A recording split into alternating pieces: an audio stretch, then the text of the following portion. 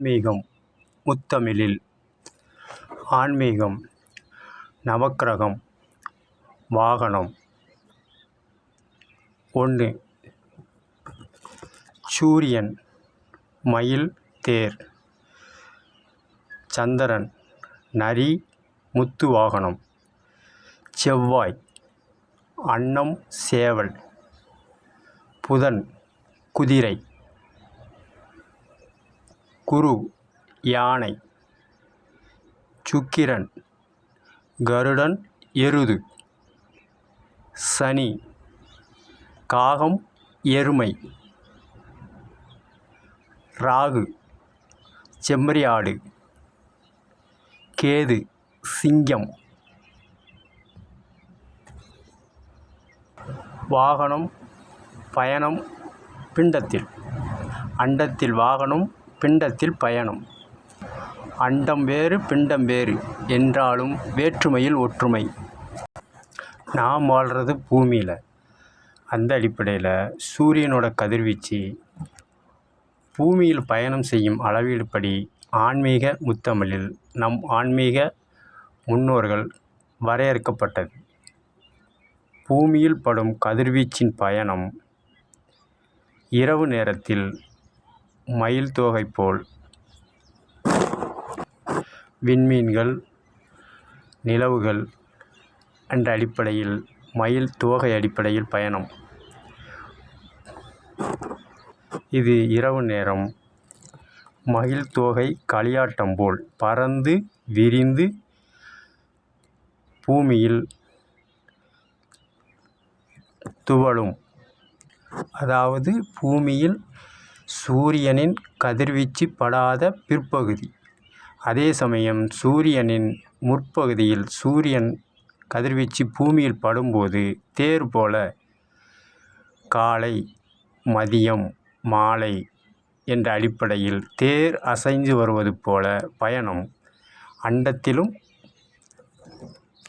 சூரியனின் நவக்கிரக வாகனம் என்ற அடிப்படையில் இரவு பொழுது மயில் போல் பயணம், பகல் பொழுது தேர் அசைந்து வருவது போல்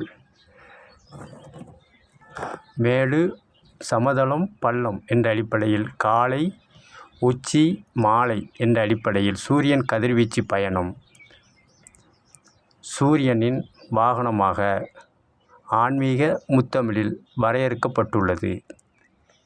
மயில் இரவு, தேர் பகலில் என்ற அடிப்படையில் சூரியனின் வாகனம் அதாவது பயணம் மயில் தேர் என்ற வாகனம் அண்டத்தில். இது பிண்டத்தில் உமிழ்நீர். பகல் பொழுது தேர் அசைந்து வருவது போல் சூரிய கதிர்வீச்சு பூமியில் படும் பகுதியில் மட்டும் வாழும் மானிடருக்கு. நாம் வாழறது பூமியில். அந்த அடிப்படையில் தான் கணக்கிடப்பட்டுள்ளது. ஒழித சந்திரன் செவ்வாய் புதன் வியாழன் சனி என்ற கிரகத்தில் இல்லை. நாம் வாழறது பூமியில். அந்த அடிப்படையில் தான் வரையறுக்கப்பட்டது. அந்த அடிப்படையில் தேர் அசைந்து வருவது போல் பகல் பொழுது சூரியனின் கதிர்வீச்சு படும் பொழுது பிண்டத்தில் உமிழ்நீர். காலையில் தாழ்வாக, மதியம் மிகுதியாக, இரவு மிதமாக சுரக்கும், சுழலும், பயணிக்கும், அசைந்து தேர் போல் செல்லும் உமிழ்நீர். இதே அடிப்படையில் மயில் போல இரவு பொழுது பிண்டத்தில் உமிழ்நீர். மயில் எவ்வாறு தோகை விரித்து மிதமாக துவளுமோ அந்த அடிப்படையில் உமிழ்நீர் இரவு பிண்டத்தில் ஆண் பெண் அர்த்தநாதீஸ்வரர் பாலினங்கள் அடிப்படையிலும் பிற உயிர்கள் அடிப்படையிலும் செரிமானமான உமிழ்நீர் சுரப்பி மிதமாக சுரக்கும் மயில் போல. 2. சந்திரன் நரி. சூரியன் என்பது நெருப்பு. அந்த அடிப்படையில் செரிமானம் என்பதும் அக்கினி அடிப்படையில் உமிழ்நீர். அண்டம் வேறு பிண்டம் வேறு என்றாலும் வேற்றுமையில் ஒற்றுமை. பயணிக்கும் முறை இரண்டாவதாக சந்திரன், நரி, வாகனம். அண்டத்தில் வளர்பிறை தேய்பிறை என்ற அடிப்படையில் 16 முறை பூமியின் கதிர்வீச்சு 16 நாட்களாக அமாவாசை, பௌர்ணமி என்ற அடிப்படையில் சூரியன், சந்திரன், பூமி. நாம் வாழறது பூமியில், அந்த அடிப்படையில் கணக்கிடணும். அந்த சந்திரனோட கதிர்வீச்சு படும் பொழுது அதற்கு ஏற்றாற்போல அண்டத்தில் சந்திரன் நரி, பிண்டத்தில் சதைப்பகுதி. இது நரி போல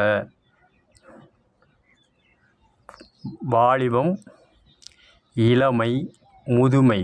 வாலிபம், இளமை, முதுமை என்ற அடிப்படையில் சதையின் வளர்ச்சி மிருதுவாக, மிதமாக, மழுங்கல் தன்மையில். பிண்டத்தில் ஆண், பெண் அர்த்தநாதீஸ்வரர் 3 பேருக்கும். நரி எவ்வாறு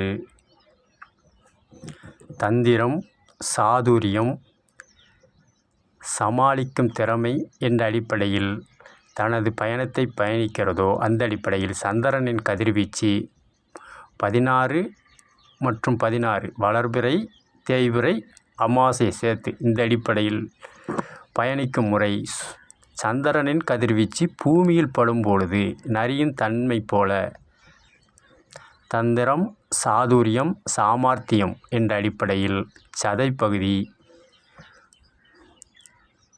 வளர்ச்சி உறுவதும், தளர்ச்சி அடைவதும், மிதமாக இருப்பதையும் பயணிக்கும் முறையாக நரியோடு அண்டத்தில் சந்திரனையும், பிண்டத்தில் சதைப்பகுதியும், வாகனம் என்ற முறையில். சந்திரன் நீர்க்கிரகம், பிண்டத்திலும் சதைப்பகுதியில் நீர்த்தன்மையில் அடிப்படையில் பயணம். சமயோக சமயத சாதுரிய அடிப்படையில் நரியின் பயணம் போல் பயணிப்பதையே சந்திரனின் வாகனமாக நரி ஆன்மீக முத்தமிழில் வரையறுக்கப்பட்டுள்ளது. நாம் வாழறது பூமியில், பூமியின் அடிப்படையில் தான் கணக்கிடப்படணும், பிற கோள்கள் அடிப்படையில் கணக்கிடப்படவில்லை. 3வது கோளாகிய செவ்வாய் வாகனம். அன்னம், சேவல். அன்னம் பால், நீர் கலவை இருந்தாலும் பாலை மட்டும் பருகும் தன்மை கொண்டது. இந்த அடிப்படையில் அண்டத்திலும் பிண்டத்திலும் அண்டத்தில் செவ்வாய் என்பது நீர்க்கிரகம், பிண்டத்தில் செவ்வாய் என்பது குருதியை நீர்க்கிரகம் என்று ஆன்மீக முத்தமிழில் வரையறுக்கப்பட்டுள்ளது. அண்டத்தின் செவ்வாய் என்ற கதிர்வீச்சு பூமியில் படும் அளவீட்டுப்படியில் பிண்டத்தில் குருதி என்பது உணவு அடிப்படையில் சேரும் உயிர்ச்சத்து, ஊட்டச்சத்துக்களை குருதியில் விகிதாச்சாரப்படி பகுத்து உண்டு ஒவ்வொரு உறுப்புகளுக்கும் குருதி அடிப்படையில் அன்னம் போல் பால், நீர் பிரித்தெடுக்கும் தன்மையில் எந்தெந்த உறுப்புகளுக்கு எந்தெந்த சத்துக்கள் தேவையோ அதை அன்னம் என்ற அடிப்படையில் பிண்டத்திற்கு பரிமாற்றம் செய்வது. அன்னம் வெண்மை நிறம். இது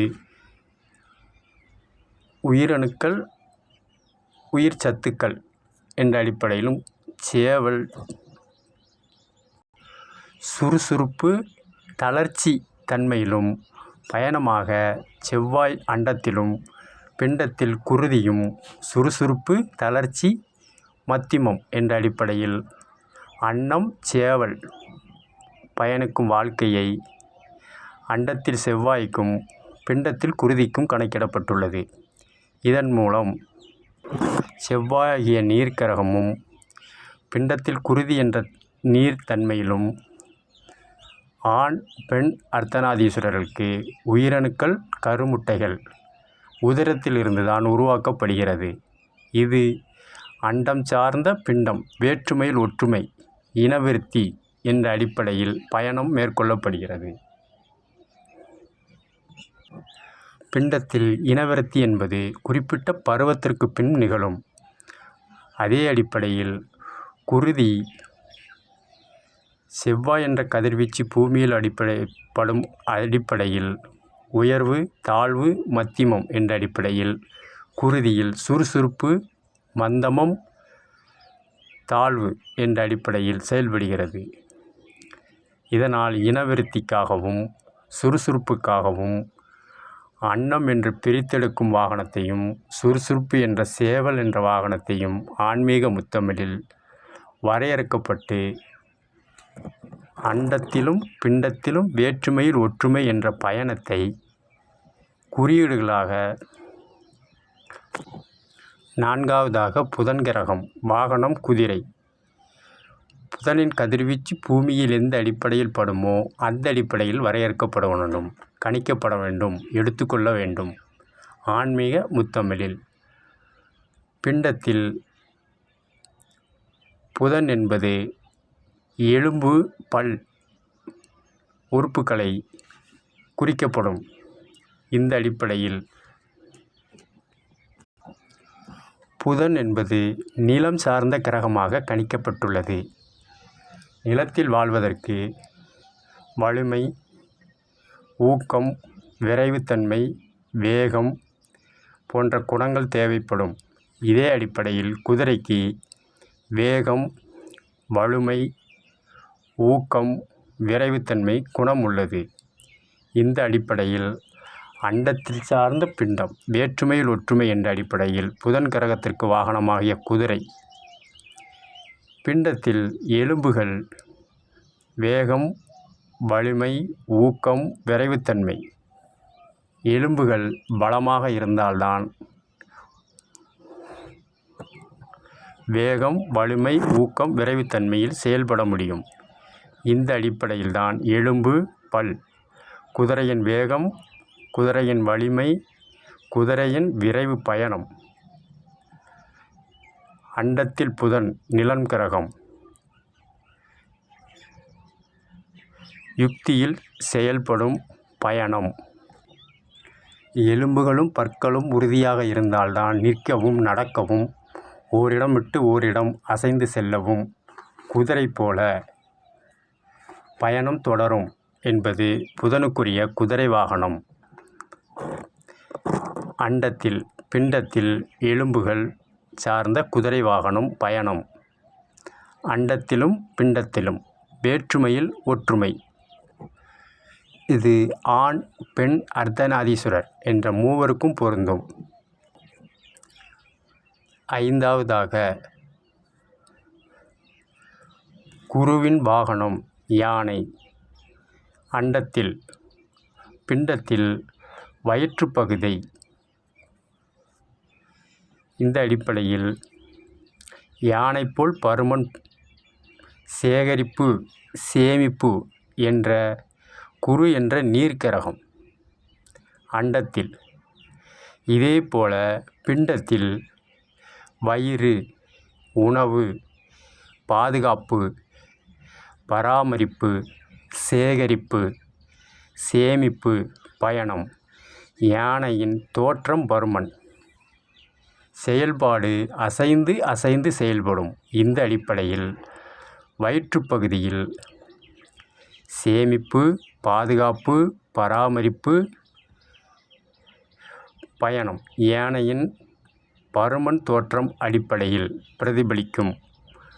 அண்டத்தில் குரு, பிண்டத்தில் வயிற்றுப்பகுதி. வாகனம் யானை போன்ற பயணம். வேகமாக இல்லாமலும் குறைவாக இல்லாமலும் மிதமாக பயணம்.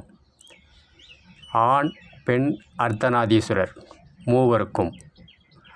அண்டத்தில் குரு, பிண்டத்தில் வயிற்றுப்பகுதி. வாகனம் யானையின் பயணம். 6வதாக அண்டத்தில் சுக்கிரன், பிண்டத்தில் சதைப்பகுதி, கொழுப்பு, வலிமை, ஆற்றல் என்ற சதைப்பகுதி செயல்பாடுகள். சுக்கிரனின் வாகனம் கருடன், எருது.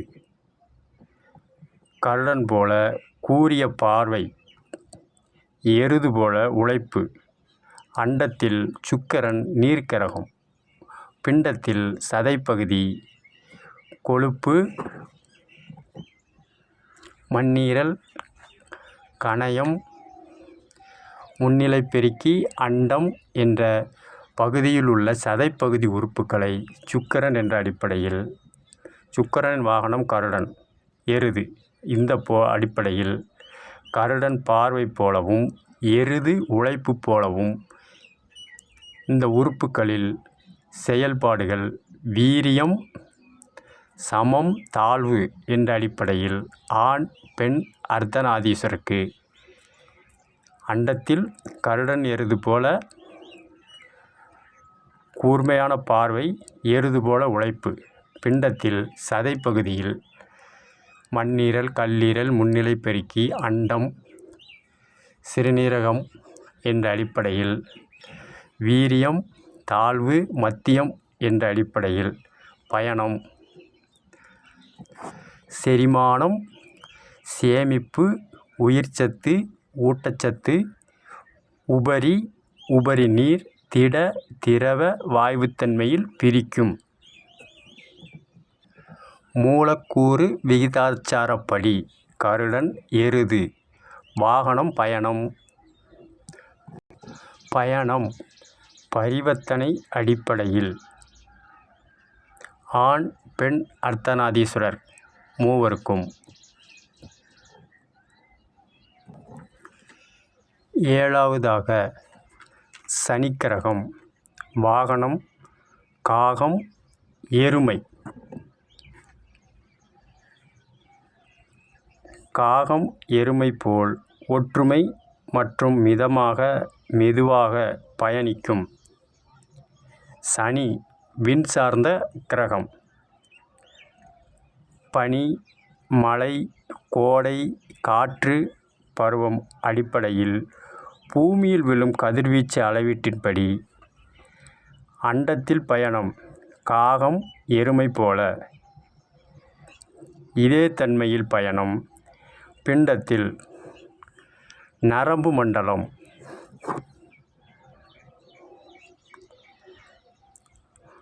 மண்டலம் சுருங்குதல், விரிவடைதல், தளர்ச்சி, புத்துணர்ச்சி என்ற விண் சார்ந்த பயணம். விரிவடைதல், புத்துணர்வு, ஒற்றுமை காகம் போல. சுருங்குதல், தளர்ச்சி, மெதுவாக பணிச்சுமை பயணிக்கும் ஆண் பெண் அர்த்தநாதீஸ்வரருக்கு. அதாவது காகம் போல விரிவடைதல், புத்துணர்ச்சி, ஒற்றுமையை நரம்பு மண்டலம் செயல்படுகிறது. எருதுகள் போல சுருங்குதல், தளர்ச்சி, மெதுவாக பணிச்சுமையை செய்வது. எருமை எவ்வாறு மெதுவாக செயல்படுகிறதோ அந்த அடிப்படையில் நரம்பு மண்டலம் செயல்படும். காகம் போல ஒற்றுமை, சுறுசுறுப்பு, குருதி சார்ந்த உயிர்ச்சத்துக்களை பிரித்து கொடுத்தல். காகம் எவ்வாறு உணவுகளை அனைத்துக்கும் உண்டு, தனக்கும் உண்டு, பிறருக்கும் பிரித்து கொடுக்கும் தன்மை உண்டோ அதே அடிப்படையில் நரம்பு மண்டலத்தின் அடிப்படையில் பிரிவினை இல்லாமல் ஒற்றுமை. சனிக்கிரகம் காகம் எருமை போல் பயணம். அண்டத்திலும் பிண்டத்திலும் வேற்றுமையில் ஒற்றுமை. 8 ராகு செம்மறியாடு வாகனம். செம்மறியாடு போல துள்ளல், விரைவு, வீரம், குணம் போல காற்றுக்கிரகம். அதுவும் வெப்பக்காற்று. மேலே உய்வுத்தன்மையில் பயணம் அண்டத்தில். இது பூமியில் விழும் வெப்பக்காற்று குணம் கொண்டு செம்மறியாடு. மேலும் புராண அடிப்படையில் தமிழ்க்கடவுள் ஆறுமுகன் ஆறுமுகக்கடவுள் சூரசம்காரம் செய்யும் போது அதற்கு முன்னோடியாக சூரனின் தங்கை அஜமுகி என்ற செம்மறியாட்டு தலையுடன் தான் செயல்பட்டாள். அவள் வதத்துக்கு பின் தான் சூரசம்காரம் பயணம் தொடர்ச்சி செயல்பட்டது. இந்த கணிப்பின் அடிப்படையில் ராகு என்ற வெப்பக்காற்று துள்ளல், விரைவு, வீரம், குணம் அடிப்படையில். அஜமுகி அசுரகுலத்தை சேர்ந்தவள். அந்த அடிப்படையில் வெப்பக்காற்று அசுரகுலம் போல பயணம் செயல்படும். இதே அடிப்படையில் பிண்டத்திலும்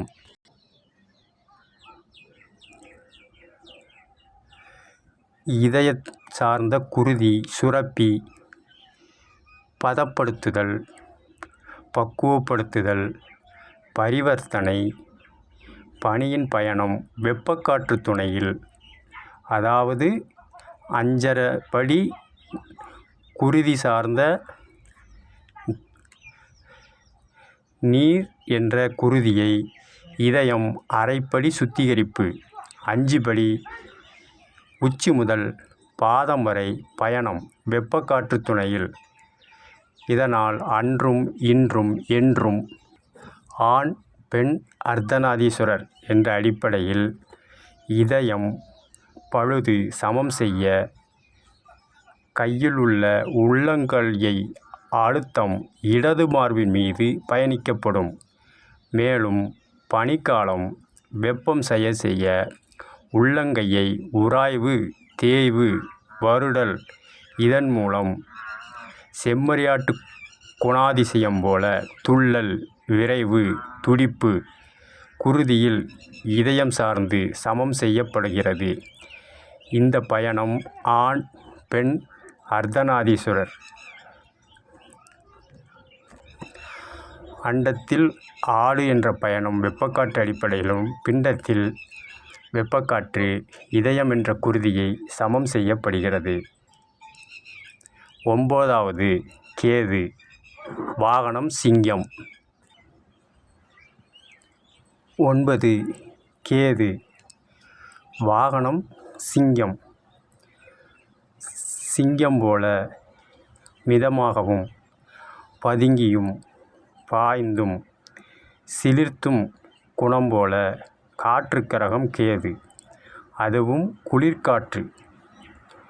குன்றியும் குமரியும் குந்தகம் விளைவிக்காமலும் குதூகலம் தன்மையில் பயணம் செய்யும் அண்டத்தில் கேது பூமியில் விழும் கதிர்வீச்சு குளிர்காற்று. குணம் சிங்கம் போல பயணம். புராணத்தில் தமிழ்க்கடவுள் முருகன் சூரசம்ஹாரம் செய்யும்போது சிங்கமுகம் கொண்ட சிங்கமுகாசுரனை வதம் செய்தது. அசுரகுலம். இந்த அடிப்படையில் கேது என்ற குளிர்காற்று அண்டம் சார்ந்த பிண்டத்தில் விழும்பொழுது நுரையீரல் பயணம் செயல்பாடுகள் சிங்கம் போல மிதமாகவும் பதுங்கியும் பாய்ந்தும் சிலிர்த்தும் குன்றியும் குமரியும் குந்தகம் விளைவிக்காமல் குதூகலம் தன்மையில் நுரையீரல் ஆண் பெண் அர்த்தநாதீஸ்வரருக்கு பயணிக்கும் முறை. கேது என்ற சிங்கம் போல அண்டத்திலும் நுரையீரலுக்கு குளிர்காற்று என்ற அடிப்படையில் அண்டம் சார்ந்த பிண்டம் வேற்றுமையில் ஒற்றுமை. சிங்கம் போன்ற வாகனம் பயணம். நுரையீரல் சுவாசம் 4 படி நுரையீரலும் 4 படி உச்சி முதல் உள்ளங்கால் வரையிலும் பதப்படுத்தியும் பக்குவப்படுத்தியும் குளிர்காற்று அடிப்படையில் செயல்படுகிறது. மூலாதாரம் சுவாசக்காற்று நுரையீரல். அண்டத்தில் கேது என்ற குளிர்காற்று, பிண்டத்தில் சுவாசம் என்ற நுரையீரல். பிண்டத்தில் வலதுபுற மார்பில் நுரையீரல். இது பலகீனமோ பழுது அடையும் பொழுது பிண்டத்தில் ஆண் பெண் அர்த்தநாதீஸ்வரர் குப்புற படுக்க வைத்து அழுத்தம் கொடுத்து எவரேனும் இதழோடு இதழ் வைத்து குளிர்ந்த காற்றினை நுரையீரலுக்கு பயிற்சியாக வைத்தியமாக செலுத்துதல். இதன் மூலம் நுரையீரலுக்கு தேவைப்படும் குளிர்ந்த காற்று பழுதடைந்த தன்மையிலிருந்து பராமரிப்பு பாதுகாப்பு என்ற வைத்திய முறையை கடைபிடிக்கப்படுவது. முதுகுப்புற குப்புற போட்டு அழுத்தம் கொடுத்து சுவாசத்தை நுரையீரல் என்ற குளிர்காற்று அடிப்படையில் செயல்படும் வைக்கும் வைத்தியம். இது சிங்கம் போல பயணம் மிதமாக, சமமாக, மிருதுவாக செயல்படும் பயணம். கேது என்ற அண்டத்திலும், நுரையீரல் என்ற சுவாசம் என்ற குளிர்காற்று என்ற பிண்டத்திலும், அண்டம் வேறு பிண்டம் வேறு என்றாலும் பயணம் அடிப்படையில் வேற்றுமையில் ஒற்றுமை. இதன் மூலம் தன்னிலைக்கு கொண்டு வந்து தொய்வு நிலையிலிருந்து உய்வு நிலையை பெறும் பயணம். காளி தேவியின் வாகனம் சிங்கம். கேதுவின் தேவதை காளி என்ற பெண் தெய்வம். அதாவது முருகன் வதம் செய்த சிங்கமோகாசுரன் சிங்கமாக காளி தேவிக்கு வாகனமாக பயணிக்கப்பட்டான். ஆன்மீகம் வேறு, முத்தமிழ் வேறு இல்லை. ஆன்மீக முத்தமிழ். அண்டம் வேறு பிண்டம் வேறு அல்ல, வேற்றுமையில் ஒற்றுமை. இந்த அடிப்படையில் ஆன்மீக முத்தமிழில் வைத்தியம், வாழ்வாதாரம். ஆன்மீக முத்தமிழ் சொன்னால் புரியாது, சொல்லத்தான் புரியும். ஆக முருகன் வதம் செய்த சிங்கமுகாசுரன் காளிக்கு சிங்க வாகனமாக, சிம்ம வாகனமாக செயல்படுவதை புராண அடிப்படையிலும் பதிவேடுகள் அடிப்படையிலும் ஆன்மீக முத்தமிழில் வரையறுக்கப்பட்டுள்ளது.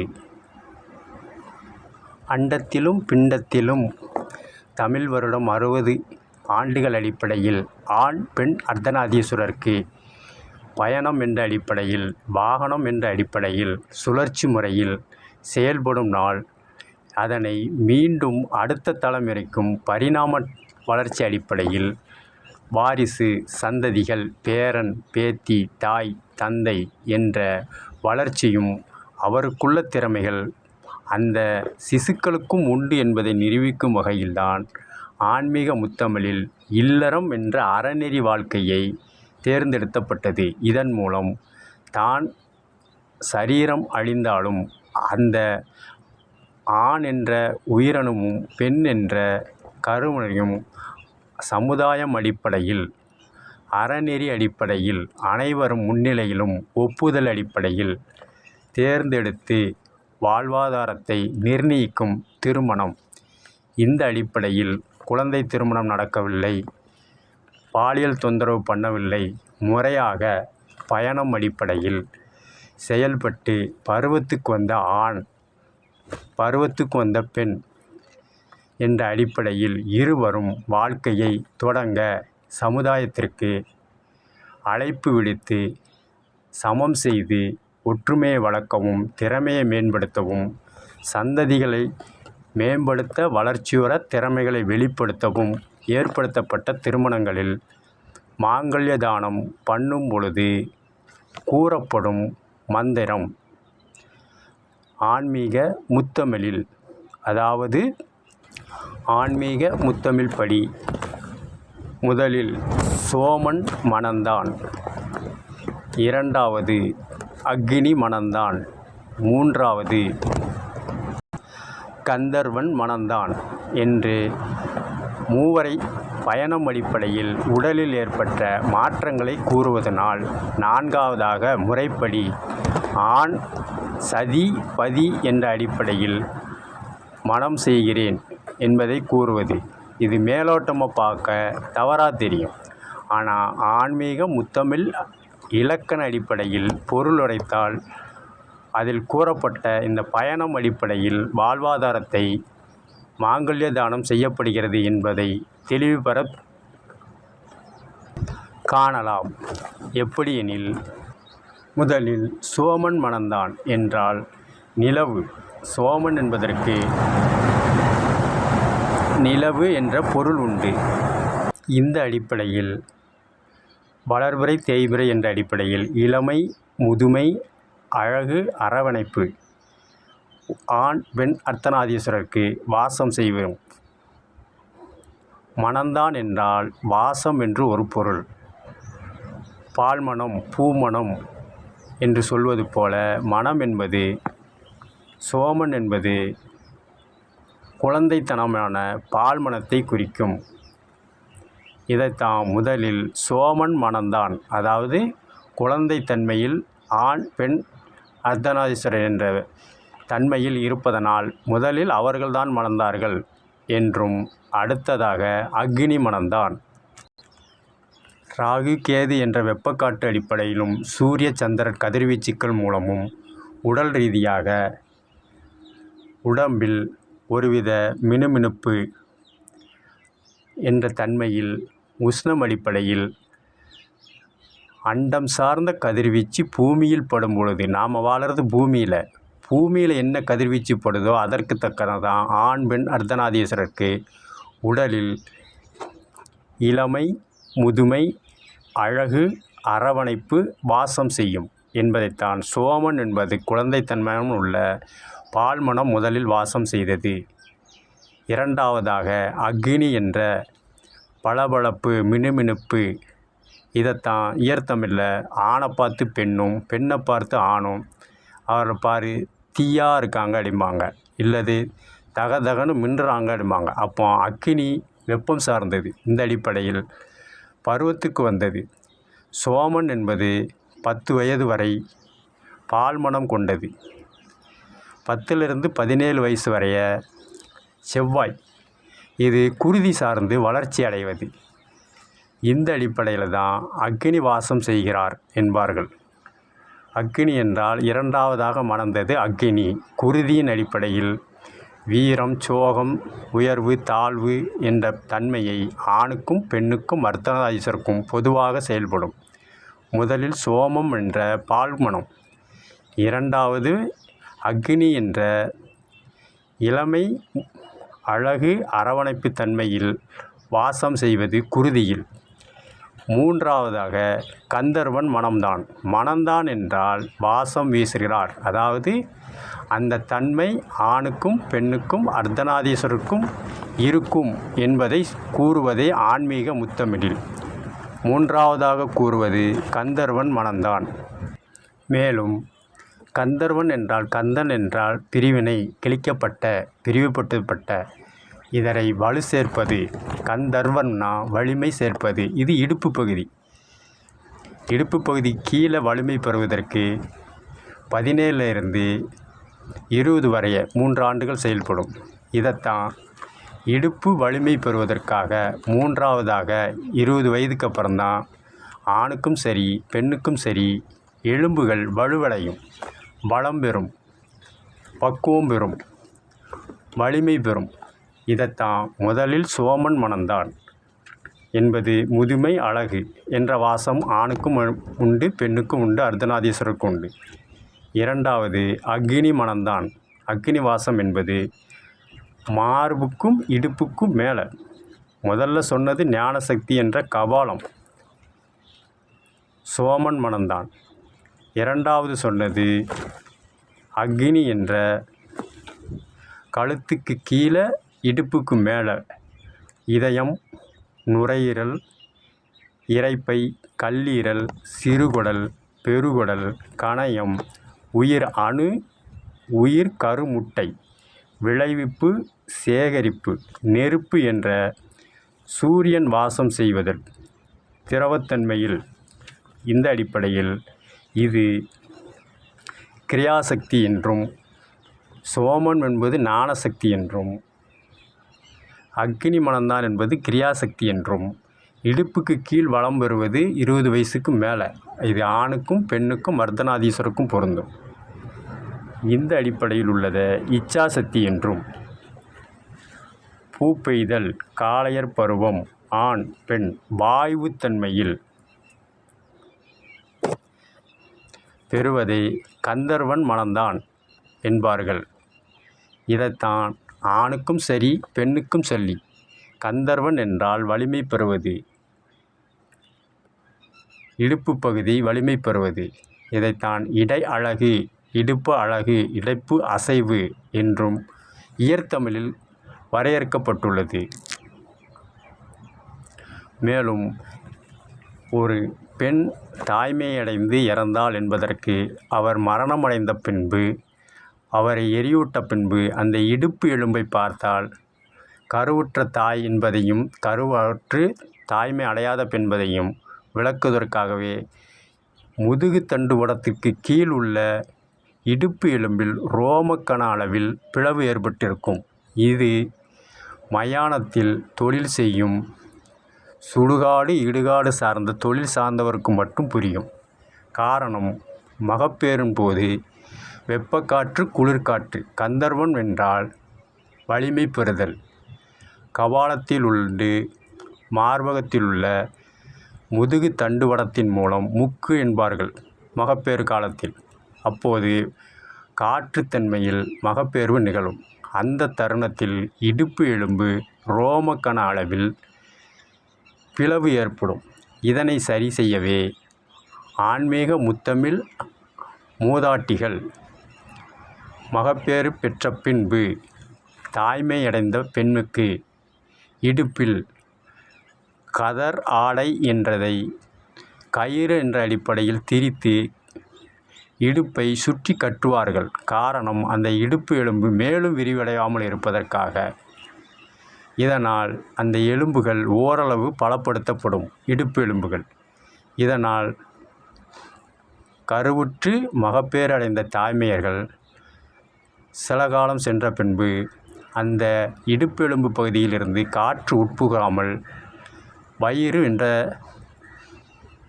பகுதி சமமாக தென்படும். அவ்வாறு கெட்டவில்லை என்பதும்போது காற்று உள்ளே செய்து வயிறுகள் பருமனாகவும் தடிமனாகவும் காட்சி தரும். இதை முன்னோர்கள் அறிந்து இடுப்பு பகுதியில் மகப்பேறு அடைந்த தாய்மையர்களுக்கு கயிறு இறுக கட்டுவார்கள். சில காலம் பின்பு அதை அவிழ்த்து விடுவார்கள். இந்த அடிப்படையில் இடுப்பு எலும்பு வலிமை பெறுவதையே கந்தர்வன் மணந்தான் என்பார்கள். சோமன் மணந்தான் என்பது பால் மணம் கொண்டது. அக்கினி மணந்தான் என்பது பூமணம் கொண்டது. கந்தர்வன் மணம் என்பது ஆண் பெண் சதி பதி என்ற இல்லற வாழ்க்கைக்கு சேதுவான இடுப்பு எலும்பு வலிமை பெற்ற வாசம் உள்ளது என்பதை உணர்த்தவே முதலில் சோமன் மணந்தான், இரண்டாவது அக்கினி மணந்தான், மூன்றாவது கந்தர்வன் மணந்தான். அதன் பின்புதான் பருவத்திற்கு வந்த ஆண், பருவத்துக்கு வந்த பெண் சமுதாய அடிப்படையிலும் ஆன்மீக முத்தமிழர்கள் வகுத்த அறநெறிப்படியிலும் இல்வாழ்க்கை தொடங்க அனுமதி பெற்று மாங்கல்ய தானம் செய்கிறேன் என்று திருமணத்தின் போது துதிக்கப்படும் மாங்கல்ய மந்திரம். இதையும் வைத்து மொழி அடிப்படையிலும் ஆன்மீகத்தை அடிப்படையிலும் குளறுபடி செய்து பொருளீட்டுவார்கள் பகுத்தறிவு என்ற அன்பர்கள். எவ்வாறு என்றால், முதல் சோமனன் மணந்தான், ரெண்டாவது அக்கினி மணந்தான், மூணாவது கந்தர்வன் மணந்தான், நாலாவதாக தான் நான் மணக்கிறேன் என்று ஒரு பெண்மையும் ஆன்மீகம் இழிவுபடுத்துகிறார்கள் என்பார்கள். உண்மையிலேயே ஆன்மீக முத்தமிழ் அடிப்படையில் இலக்கண அடிப்படையில் பொருள் எடுத்தால் சோமன் என்பது பால்மணம் வீசக்கூடிய குழந்தை. அப்போ கல்யாணம் பண்ணலை. இரண்டாவது அக்கினி வாசம் செய்கிறான் என்றால் மார்பு, நுரையீரல், மண்ணீரல், கல்லீரல், உயிரணு, உயிர் கருமுட்டைகள் விளைவிப்பு சேகரிப்பு இது நடந்தது. அப்பவும் நான் கல்யாணம் பண்ணலை. மூணாவதாக எலும்பு தடிமன் பருமன் வலிமை சேவை. இந்த அடிப்படையில் ஆணுக்கும் பெண்ணுக்கும் தேவை. இதனால் கந்தர்வன் மணந்தான் என்றால் எலும்புக்கு வலிமை சேர்த்துள்ளது. அப்பொழுதும் நான் மணக்கவில்லை.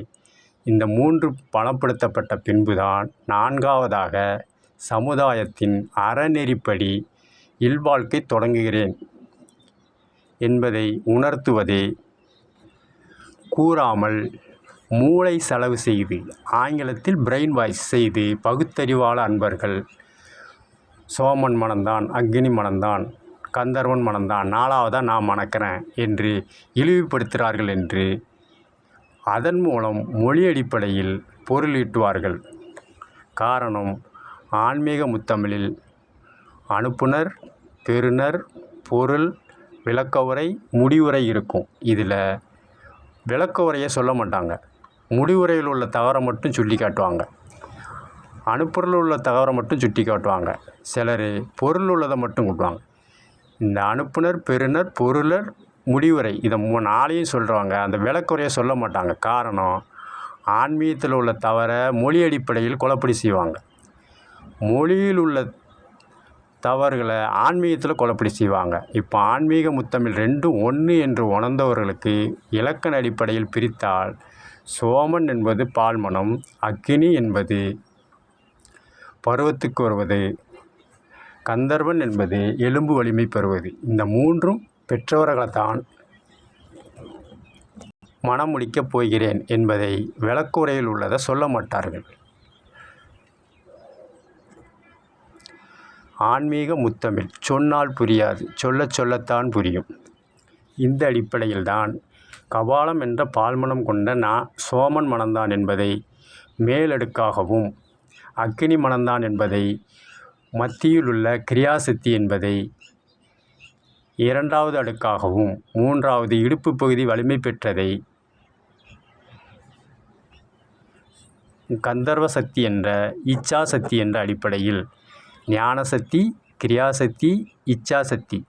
இச்சாசக்தி கந்தர்வம் என்பது பருவத்துக்கு வந்த பெண்ணையும் பருவத்துக்கு வந்த ஆணையும் அறநெறிப்படி சமுதாயம் ஏற்றுக்கொள்ளும்படி இறுதி வரை வயோதிக பருவம் வந்த வரையிலும் ஆட்கொள்வேன், அரவணைப்பேன் என்ற ஒப்புதல் அல்லாமல் மனமும் வந்து இனச்சேர்க்கை என்ற அடிப்படையில் அல்லாமலும் இன விருத்தி என்ற அடிப்படையில் தன் திறமைகளை அடுத்த சந்ததிகளுக்கும் தருவேன். என்னோடு சுயநலம் பொதுநலம் கருதி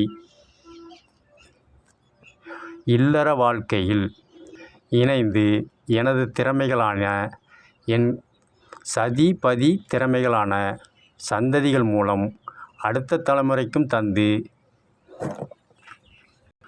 வாழ்வாதாரத்தை மேம்படுத்துவேன் என்பதை உணர்த்தவே ஆலயங்களில் ஞானசக்தி, கிரியாசக்தி, இச்சாசக்தி என்ற கொடிமரம், அதற்கு நேராக கருவறை.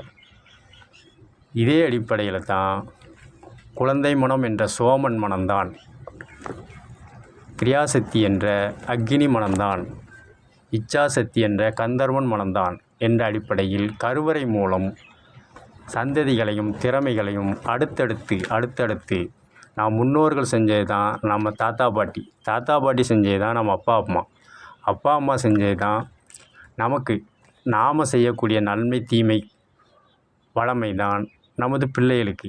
இதை தொடர்ந்து செய்வேன் என்ற பொதுநல அறநெறி இல்லற வாழ்க்கை உணர்த்துவதே இவ்விதமான ஆன்மீக முத்தமிழ் வைத்தியம் ஆளுமை. ஆன்மீக முத்தமிழ் சொன்னால் புரியாது, சொல்லத்தான் புரியும். மேலும் கலசம், கும்பம், நுனிப்பகுதி என்ற விண்சார்ந்த விமானம் துணையில் கருவறை கவருதல், பெறுதல், மூலவரை தாயாகவும் உற்சவர் ஆளாகவும் இருவரையும் இணைக்கும் பிணைக்கும் சேர்க்கும் கூடமாக ஆலயம் அர்த்தநாதீஸ்வரர் என்ற முன்பகுதியில் ஆலயத்தில் உயர்ந்த கோபுரம் உய்வு என்ற விருத்தி செய்தல். இதைத்தான் ஞானசக்தி, இச்சாசக்தி, கிரியாசக்தி என்ற ஆலயத்திலும் அண்டத்தின் சார்ந்த பிண்டம் வேற்றுமையில் ஒற்றுமை. புராணத்தில் சோமன் மனம்தான், முடியாட்சியில் பால் மனம், இதே குடியாட்சியில் தான் குழந்தை மனம்.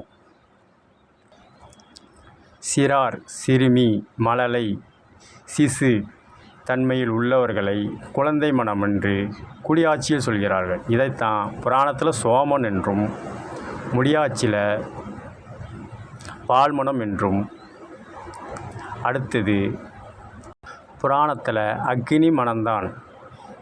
இதைத்தான் முடியாட்சியில் கிரியாசக்தி, குடியாட்சியில் இளையோன், இளநீ, திறவோல் ஆண், திமிலை பெண், புதல்வன் ஆண், புதல்வி பெண்.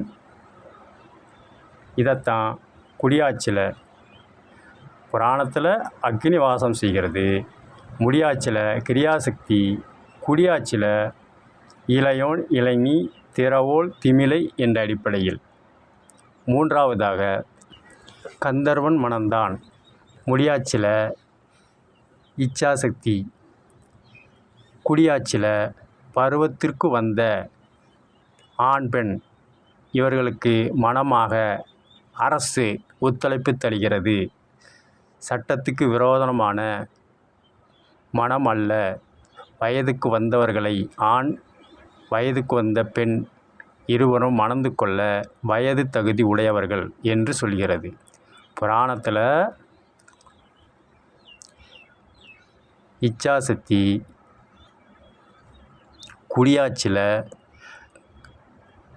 கந்தர்வன் மணந்தான், குடியாட்சியில் பருவத்துக்கு வந்த பெண்ணை மணக்கலாம். இதைத்தான்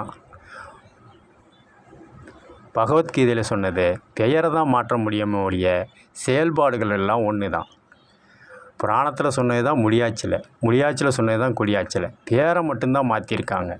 பருவத்துக்கு வந்தவர்களை மணக்கிறேன் என்ற ஒப்புதல் சொல்வதற்குத்தான் சோமன், கந்தர்வன், அக்கினி. இதைத்தான் பால்மணம், பூமணம், பருவமணம் பேர் தான் மாறி இருக்க ஒழிய இதை வச்சு தான் ஆன்மீகம் வேறு மொழி வேறு என்று பிரித்து பொருளீட்டும் சில பகுத்தறிவாளர்கள் மூளை செலவு செய்து பொருளீட்டி வருகின்றனர். ஆன்மீக முத்தமிழ் சொன்னால் புரியாது, சொல்லத்தான் புரியும். இத்தகைய திருமணத்தில் கூட ஒரே ஒரு பெண் இருந்தால் அவர் பக்கத்தில் ஏகபுத்திரி என்றும், அடுத்த பிள்ளையில் இருந்தேன்னா திரு வளர்ச்செல்வன் என்றும் திரு வளர்ச்செல்வி என்றும், எனக்கு இதுதான் கடைசி பொண்ணு கடைசி ஆண்மகன் என்றாலும் அதைத்தான் திரு நிறைச்செல்வி, அதாவது ஒரே ஒரு பொண்ணு ஒரே ஒரு ஆண் இருந்தால் பத்திரிக்கையில் ஏகபுத்திரன் அல்லது ஏகபுத்திரி, அடுத்த பிள்ளைகள் இருக்குன்னா திரு வளர்ச்செல்வன் திரு வளர்ச்செல்வி. எனக்கு இனி பருவத்துக்கு வந்து கல்யாணம் ஆகக்கூடிய குழந்தைகள் இல்லை என்பதை தெரிவிப்பதற்கு திரு நிறைச்செல்வன் திரு நிறைச்செல்வி என்று கூட ஆன்மீக முத்தமிழில் திருமண தகவல் பத்திரிகை. ஆன்மீக முத்தமிழ் சொன்னால் புரியாது, சொல்லத்தான் புரியும். மொழியில் புராணத்தையும் புராணத்தில் மொழியும் குளறுபடி செய்து சில பகுத்தறிவாளர்கள் செய்யும் பொருளீட்டும் தன்மையிலேயே நிகழ்வதால், அதாவது மூளை செலவை செய்து தவறாக உங்களை சொல்கிறாங்க. சோமன் மணந்தான், அக்கினி மணந்தான், கந்தர்வன் மணந்தான், நாலாவதாக நீங்கள் மணக்கிங்கன்னு கொச்சப்படுத்துகிறார்கள் என்று பொருளீட்டி வருபவர்களால் ஆன்மீகத்திலும் முத்தமிழிலும் குளறுபடி செய்து பொருளீட்டும் சில நபர்கள். காரணம் விளக்க உரை என்பதை தமிழ் அடிப்படையில், காரணம் நாம் வாழறது தமிழ்நாட்டில், அதுவும் பூமியில், அதுவும் சூரியன், சந்திரன், சனி, செவ்வாய் என்ற கதிர்வீச்சு எந்த அளவு படுதோ அந்த அளவு தான் பூமியில், அதுவும் தென்பகுதியில் தமிழ் நாடு என்ற தமிழகத்தில் வாழ்வதற்கு ஏற்றபடி தமிழ் மொழியில் குறித்ததைத்தான் பிற மொழியை களமுறச் செய்து மூளை செலவை செய்து பொருளீட்டி வருகின்றனர். காரணம் கிழக்கிந்திய கம்பெனிகள் பேச்சு சுதந்திரம் கொடுத்துருக்காங்களே ஒழிய இன்னும் எழுத்து சுதந்திரத்தை வச்சு பொருளீட்டி வருகிறார்கள். மூளை செலவு செய்து, அதாவது பிரெயின் வாஷ் என்ற ஆங்கில வார்த்தையில். ஆன்மீக முத்தமிழ் சொன்னால் புரியாது, சொல்லத்தான் புரியும். மேலும் மணமான சதி பதிகளை சாந்தி முகூர்த்தம் என்ற அடிப்படையில் சிலர் ஆண் பெண் அர்த்தநாதீஸ்வரர் மூவரும் தொழில் சார்ந்த அடிப்படையில் உடலில் சில உபாதைகள் வராமல் இருக்கவும், பிணிகள் வராமல் இருக்கவும் பால், பழம், இனிப்பு வகை, கார வகைகளை வைப்பார்கள். காரணம் சிலர் வெப்பம் சார்ந்த தொழில் செய்யலாம், ஆனால் பெண் குளிர் சார்ந்த தொழில் செய்யலாம். சிலர் வெப்பம் சார்ந்தும் குளிர் சார்ந்த 2 தொழிலும் செய்யலாம். அப்படிங்கும்போது ஒருவருக்கொருவர் இனப்பிணைப்பு ஏற்படும் பொழுது உடலில் பிணி ஏற்படக்கூடாது என்பதற்காகவே பசும்பால், பசு வெப்பம் சார்ந்த ஆனால் நீரை உள்வாங்கிய தாவர புல் உணவுகளை உண்டு உகழ்வதால் குளிர்ந்த அறையில் ஈடுபடும் ஆண் பெண் அர்த்தநாதீஸ்வரருக்கு திரவப் பொருளாகவும் பசும்பால் தேவைப்படுகிறது. இதனால தான் பசும்பாலை சாந்தி முகூர்த்தம் என்ற அடிப்படையில் திரவத்தன்மையில் பகிரப்படுகிறது. வெப்பம் சார்ந்த தொழிலுக்கும் குளிர் சார்ந்த தொழிலுக்கும் இதை சூடுபடுத்தி அருந்தும் பொழுது உடல் உறுப்புகள் பலம் பலவீனம் சமம் செய்யப்படுகிறது. காரணம், சிலர் சாலையில் வெயிலில் வெப்பம் சார்ந்து போகும்போது அவர்கள் உடம்பு உஷ்ணமேறும். அதே இது ஆணாக இருந்தால் அப்படி, அதே இது மாறாக பெண் குளிர்ந்த, அதாவது ஆங்கிலத்தில் ஏசியில் வேலை பார்ப்பவர்களுக்கு நரம்புகள் தொய்வு கொடுக்கும். இதனால் சாந்தி முகூர்த்தம் என்ற அடிப்படையில் அறநெறி இல்லறப்படி வாழ்க்கையில் பிணிகளும் ஏற்படாத வண்ணம் பசும்பால் உணவே மருந்து என்றபடியில் திரவத்தன்மையில் சமம் செய்யப்படுகிறது. கடலை எண்ணெய் தோப்புத்தன்மை. இது குருதியில் உயிரணுக்கள் உயிர் கருமுட்டுக்களை வலிமை பெறவும் வளர்ச்சி அடையவும் சமம் சீர் செய்யவும் பலகாரங்களாக காரச்சவ், மிச்சர், சேவல், சீவல், சீடை, தட்டை, முறுக்கு, அதிரசம் என்ற அடிப்படையில் பகிரப்படுகிறது. இது திடப்பொருள் ஆண் பெண் அர்த்தநாதீஸ்வரர் அடிப்படையில் சாந்தி முகூர்த்தத்திற்கு பலகாரமாக பகிரப்படுகிறது. இந்த பலகாரம் மூலம் வாயுத்தன்மையில் ஏற்படும் உயர்வு தாழ்வு சமம் செய்யப்படுகிறது. மூன்றாவதாக கனி வகைகள் வைக்கப்படும். இது திரவம் சார்ந்தது. திடப்பொருள் சார்ந்த திரவம் கனிகளில் அதிக நீர்ச்சத்துக்களை உள்வாங்கி வச்சிருக்கும்.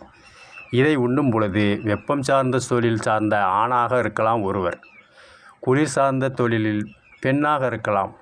அப்போ சதி பதி வெப்பம் குளிர் இரண்டும் வெவ்வேறு தன்மையில் இருக்கும். அல்லது வெப்பம் குளிர் மூன்றும் கலந்தவர் 3 பால் அடிப்படையில் இருக்கும் பொழுது உடலில் உபாதைகள் பிணிகள் நிகழாவண்ணம் சரிசமம் செய்யவே திரவத்தன்மையிலுள்ள கனி வகைகள் பகிரப்படுகிறது.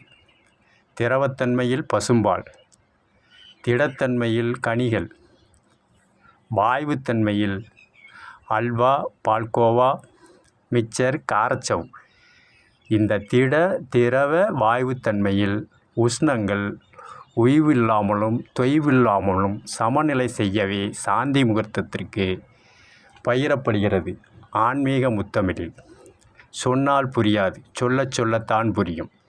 இதன் மூலம் தன் சந்ததிகளும் விருத்தி அடையவும் வீட்டுக்கும் நாட்டுக்கும் பொதுநல சேவைக்கும் தன் திறமைகளை தான் உடம்பு ரீதியாக அழிந்தும் பெண் என்ற கருமுட்டையின் மூலம் ஆண் என்ற உயிரணுக்கள் மூலம் இணைந்து தன்னுடைய சதி பதி என்ற குழந்தைகள் சந்ததிகள் திறமைகளை மீண்டும் உயிர்த்தெழச் செய்வதே இல்லறம் சார்ந்த அறநெறிப்படி வாழும் வாழ்வாதார சாந்தி முகூர்த்த ஆன்மீக முத்தமிழ் வைத்தியம் வாழ்வாதாரம் ஆளுமை. ஆன்மீக முத்தமிழ் சொன்னால் புரியாது, சொல்லத்தான் புரியும். காரணம், காரச்சவு பிடிக்கிறவங்களுக்கு பசும்பால் பிடிக்காது, பசும்பால் பிடிக்கிறவங்களுக்கு கனிகள் பிடிக்காது, கனிகள் பிடிக்கிறவங்களுக்கு அல்வா பிடிக்காது, அல்வா பிடிக்கிறவங்களுக்கு பால்கோவா பிடிக்காது. ஆனால் இந்த திரவ வாயுத்தன்மையில் பழங்கள், கார வகைகள், இனிப்பு வகைகள், பசும்பால் இவை அனைத்தும் வைக்கும்போது அவரவர் தொழில் சார்ந்த வெப்பம் சார்ந்த, ஆங்கிலத்தில் ஏசி, தமிழில் குளிர் சார்ந்த தொழில், வெயில் சார்ந்த தொழில் அல்லது வெப்பம் குளிர் சார்ந்த 2 தொழிலும் செய்வோருக்கு அவரே அறியாமல் இந்த 3ம் கார வகைகள், இனிப்பு வகைகள், திரவ பால் பசும்பால், வாயுத்தன்மையில் கார வகைகள், கனி வகைகள் எதையாவது உண்ணும் பொழுது சாந்தி முகூர்த்தம் என்ற அறநெறி இல்லற வாழ்க்கையில் பிணி இல்லாமல் வாழ்வாதாரம் மேம்படுவதற்காகவே வைக்கப்படுகிறது. காரணம், நம் முன்னோர்களுக்கு ஏற்பட்ட பிணி நன்று தீது சூது தான் தன் பிள்ளைகளுக்கும் நிகழும் என்பதை முன்னோர்களுக்கு நடந்ததை தாத்தா பாட்டி தாத்தா பாட்டிக்கு நடந்ததை அப்பா அம்மாவுக்கு நடந்ததை நமக்கு நடந்ததை நம் பிள்ளைகளுக்கு நடந்தது தான் பேர பிள்ளைகளுக்கு. காரணம், உடல் அழியும், ஆன்மா அழியாது. அது தாய்மை என்ற கருமுட்டையிலும் தந்தை என்ற உயிரணுப்பு மூலம் கலவை முறையில் மீண்டும் கருத்தரித்து மீண்டும் அந்த திறமைகள் வெளிப்பாடுகள் செயல்படும். ஆன்மீக முத்தமிழ். சொன்னால் புரியாது, சொல்லத்தான் புரியும். அண்டமும் பிண்டமும் 360 பாகை என்ற அடிப்படையில் கணக்கிடப்படுகிறது. சூரியன் பாகை 360, சந்திரன் பாகை 360. காரணம், நாம் வளர்றது பூமியில். அப்போ சூரியன், சந்திரன், செவ்வாய், புதன், வியாழன், வெள்ளி, சனி கதிர்வீச்சு பூமியில் எந்த அடிப்படையில் படுகிறது? அந்த அடிப்படையில் பனி, மழை, காற்று, கோடை இந்த அடிப்படையில் ஏற்படும் பாகை அடிப்படையில் 365 நாட்கள், இதை 360 பாகையாக கணக்கிடப்பட்டு உணவு பாத்திரங்களில் கூட கண் பார்வை 360 பாகை. இதே அடிப்படையில் நாம் உணவு தயாரிக்கும் தமிழர்கள் பிற மொழி சேர்க்கக்கூடாது. இங்கே சொல்லப்படுறது பூரா தமிழ் மொழி.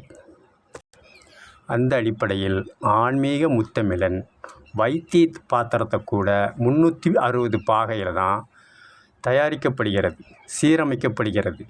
உள்கூடு, மேல்தளம், கீழ்த்தளம், மத்திய தளம் என்ற அடிப்படையில் ஏதாவது ஒரு பகுதியை 360 பாகை வச்சுருப்பாங்க.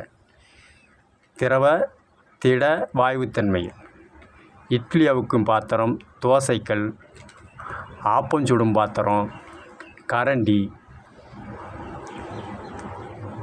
குவளை, பானை, குதில் இந்த அனைத்தும் பாகை உட்புறம், வெளிப்புறம், மேற்புறம், அடித்தளம், உள்கூடு, வெளிக்கூடு என்ற அடிப்படையில் ஏதாவது ஒரு பகுதியில். காரணம், திடத்தன்மை, திரவத்தன்மை, வாயுத்தன்மை இதை சமம் செய்யவே 360 பாகை. அண்டத்திலும் 360 பாகை, பிண்டத்திலும் 360 பாகை. உணவே மருந்து என்ற அடிப்படையில் பாத்திரங்களை கூட, பயன்பாடுகளை கூட, பிணிகளை கூட சரிசமம் செய்யவே 360 என்ற பாகையில் உற்பத்தி, தயாரிப்பு, பகிர்மானம், ஆன்மீக முத்தமிழ் வைத்திய உணவு பரிமாறும் பாத்திரங்கள்.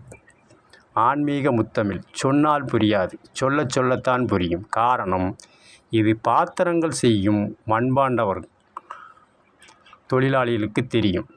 பாத்திரம் செய்யும், அணிகலன் செய்யும், அரைகலன் செய்யும், தளவாடங்கள் செய்யும் அந்தந்த தொழில் சார்ந்தவர்களுக்குத்தான் தெரியும், அனைவருக்கும் தெரியாது. இதனால தான் அந்த திறமைகள் அழிந்துவிடக்கூடாது என்பதற்காக ஒருவனுக்கு ஒருத்தி,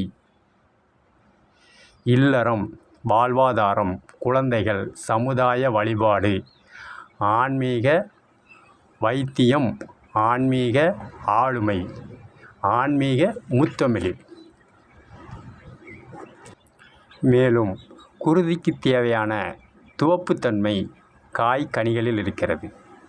எலும்புக்கு, முதுகு தண்டுவடத்துக்கு, கபாலத்துக்கு, பல்லுக்கு, பாதத்துக்கு, இடுப்புக்கு, முட்டுக்கு தேவையான உப்புச்சத்துக்கள் பலகாரங்களில் உள்ளது. குருதிக்கு தேவையான துவப்பு கனிகளிலும் உள்ளது, காய்களிலும் உள்ளது, பாலிலும் உள்ளது. இந்த அடிப்படையில் தான் சாந்தி முகூர்த்தத்துக்கு பால், கனி வகைகள், கார வகைகள், அல்வா, பால்கோவா என்றவை வைக்கப்படுகிறது, பரிமாறப்படுகிறது. ஆன்மீக முத்தமிழ் வைத்தியம். உணவே மருந்து என்ற ஆன்மீக முத்தமிழ் வைத்தியம். ஆக ஆன்மீக முத்தமிழில் சோமன் மணந்தான் என்பது பால் மனம், அக்கினி மணந்தான் என்பது ஆணை பார்த்து பெண்ணும், பெண்ணை பார்த்து ஆணும் தீயா இருக்கிறான், தகதகன்னு இருக்கிறான்னு சொல்லுவாங்க. கந்தர்வன் மணந்தான் என்பது எலும்பு வலிமை பெறுவது. இதை இடையழகு, இடுப்பழகு என்பார்கள். இதற்கு பக்குவம், பண்பாடு, பராமரிப்பு, பாதுகாப்பு தன்மையில் பருவத்திற்கு வந்த பெண்ணை ஆணும், பருவத்துக்கு வந்த ஆணை பெண்ணும் மணக்கிறோம் என்ற சொல்லேதான். முதலில் சோமன் மணந்தான் பால் மனம், இரண்டாவது அக்கினி மணந்தான் இச்சாசக்தி, கிரியாசக்தி, ஞானசக்தி. என்ற அடிப்படையில் சோமன் மணந்தான், அக்னி மணந்தான், கந்தர்வன் மணந்தான். அடுத்தபடியாகத்தான் நான் மணக்கிறேன். சதி பதி என்ற பெயர் மாற்றத்துடன் திருமதி திருவளர் என்பதை ஆன்மீக முத்தமிழில் எடுத்துரைப்பதே திருமாங்கல்யதான மூலமந்திரம். தமிழில் ஆன்மீக முத்தமிழ். சொன்னால் புரியாது, சொல்லத்தான் புரியும். இதனையே மக்கள் திலகம் நடித்து சரோஜா தேவி அவர்கள் பருவத்திற்கு வந்தும் மாங்கல்ய தானம் செய்வதை இலக்கண அடிப்படையில் இசைத்தமிழில் வரையறுத்திருப்பார். கண்ணழகை பார்த்தால் கூட்டம் சேருங்க, காளையர்கள் நெஞ்சில் மாற்றம் தோணுக, தன்னந்தனியாக போகாதீங்க, உங்கள் தளதள உடம்புக்கு ஆகாதுங்க, வழித்துணையாக வாரேனுங்க, பார்ப்பவர் எண்ணம் மாறாதுங்க, ஹலோ மிஸ் எங்கே போகிறீங்க, ஏன் இந்த கோபம் கொஞ்சம் நில்லுங்க, மாப்பிள்ளை போல நான் வரும்போது பார்ப்பவர் எண்ணம் மாறாதுங்கோ என்று இல்லறம் சார்ந்த ஆன்மீக முத்தமிழில் இசைத்தமிழில் என் கடமை என்ற நாடகத்தமிழில் மக்கள் திலகம் சரோஜா தேவி அவர்கள் பாடிய இசைத்தமிழ். இதனையே இயற்தமிழில் ஆணை பார்த்து பெண்ணும், பெண்ணை பார்த்து ஆணும் பருவத்திற்கு வந்த பின்பு தான் தகதகன்னு மின்றாங்க, தீயாக இருக்கிறாங்க என்று இயற்தமிழில் சொல்லுவாங்க. குழந்தை மனம் கொண்டவர்களை அவரை பாரு பால் மனம் மாதிரி இருக்குது, குழந்தை போல் இருக்கிறாங்கம்பாங்க. ஒருவர் தலைச்சுமை கொண்டு போகும்போது இடுப்பு எலும்பு வலுவாக இருக்கணும். இதைத்தான் அவர்கள் இடுப்பை பாருங்கள், நடையழக பாருங்கள் என்று பாசுரங்களையும் திருப்பாவைகளையும் நடையழகை பற்றி இடுப்பு வலுவாக இருந்தால் தான்